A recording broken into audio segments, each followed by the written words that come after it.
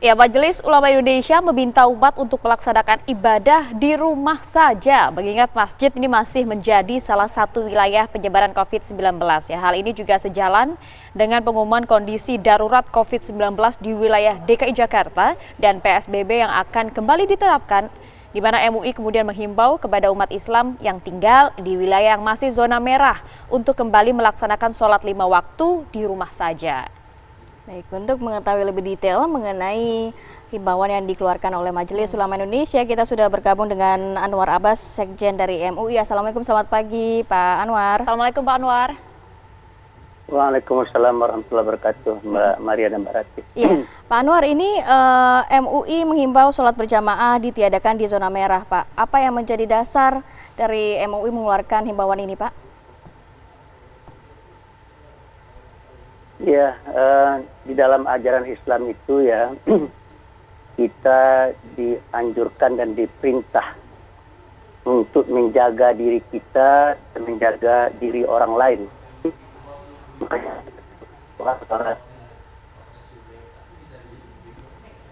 Halo, Pak Anwar. Jatuh ke lembah kebinasaan, gitu. Ya.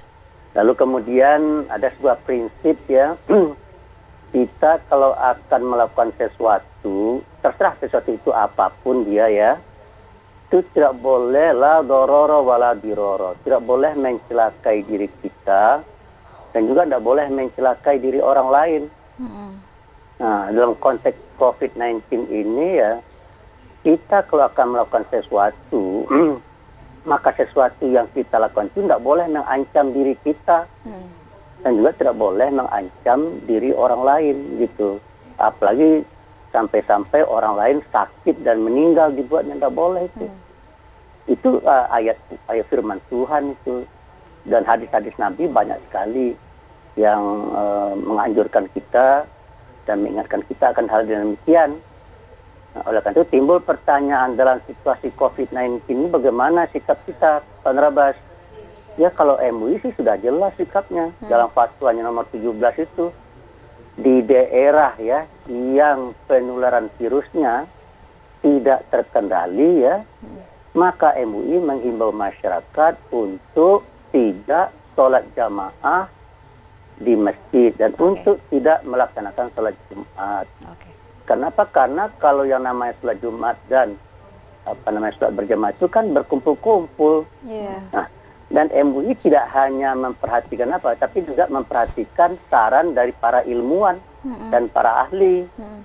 Para ilmuwan dan para ahli menyatakan bahwa virus COVID-19 ini itu menular. Dan menularnya adalah melalui droplet ya. Nah, oleh karena itu secara teoretiknya karena belum ada vaksin dan obatnya ya, cara yang paling ampuh untuk menghindarinya adalah ya salah satunya itu physical distancing. Tapi kalau ini untuk masjidnya masjid raya kah atau masjid kompleks rumah masih boleh?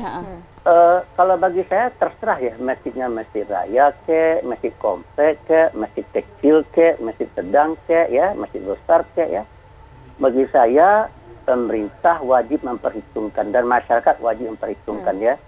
Ini kira-kira kalau sholat Jumat dan sholat berjamaah dilakukan nih, jiwa dan diri daripada jamaah akan terancam apa tidak. Kalau dalam kesimpulan, tapi pakai ilmu ya, tidak hanya sekedar rapat saja, pakai ilmu ini.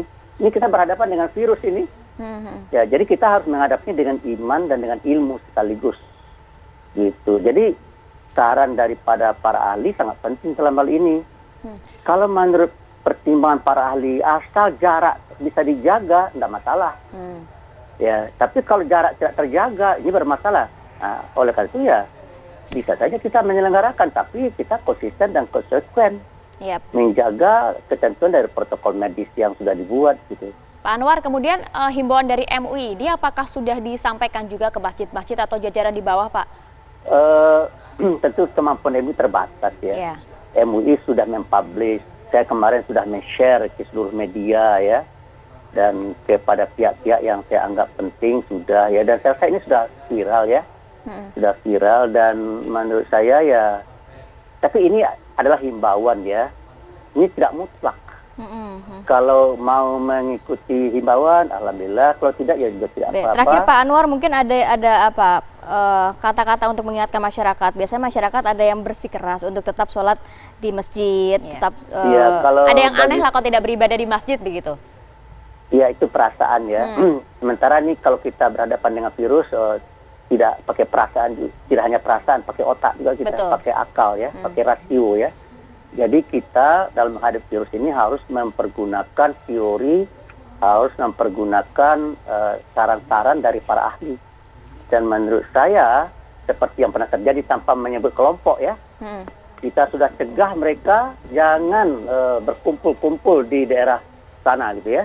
Baik. Mereka pergi juga. Akhirnya kemarin Pak Doni Kepala BNPB bercerita sama saya, kasus berkumpul-kumpul yang sangat banyak itu Pak Andrabas, ya kasus yang Pak Andrabas sebut itu gitu.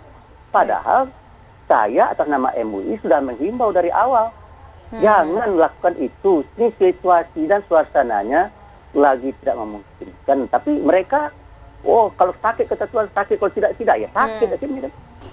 Jadi akhirnya ya itulah yang saya sesalkan ya. Menurut saya dalam menghadapi COVID ini tidak cukup dengan keimanan saja, tapi juga dengan ilmu. Itu yang saya ingin sampaikan. Baik, itu yang kita tangkap ya. Dan tidak cukup dengan ilmu. Dan tidak cukup dengan ilmu saja, tapi juga dengan iman. Itu yang saya inginkan. Baik, semoga juga nanti himbauan dari MUI ini juga dicerna dengan baik oleh umat muslim di Indonesia ya untuk tidak melaksanakan ibadah di zona-zona merah. Terima kasih banyak Pak Anwar Abbas selaku Sekjen MUI. Terima kasih Pak, sehat selalu.